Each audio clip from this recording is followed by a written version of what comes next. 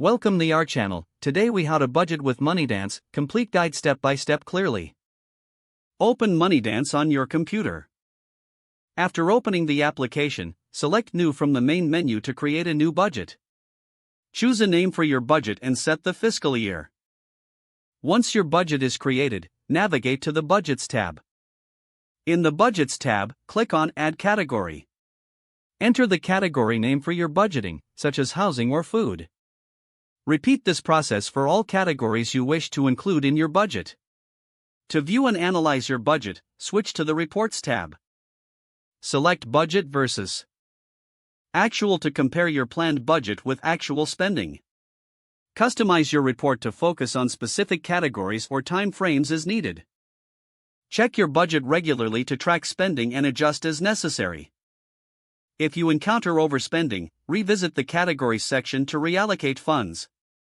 Use the Transaction tab to add and monitor your expenses in real time. Record each expense under the appropriate category for accurate tracking. Sync your bank accounts and credit cards to automate transaction updates in Moneydance. As you adjust your spending habits, remember to modify your budget accordingly. Review your budget monthly to ensure you're staying on track. At the end of the year, analyze your overall progress and make notes for the next budget cycle. With consistent tracking and adjustments, Moneydance can help you achieve your financial goals. Feel free to explore additional features within Moneydance to enhance your budgeting experience. If the page does not load, refresh the browser or try again in a private or incognito window. Make sure you are using the correct email address, then retype it carefully to avoid small typos. If your password is not accepted, use the Reset option and create a new strong password you can remember. Check your spam folder for verification or security emails, then complete any requested confirmation steps.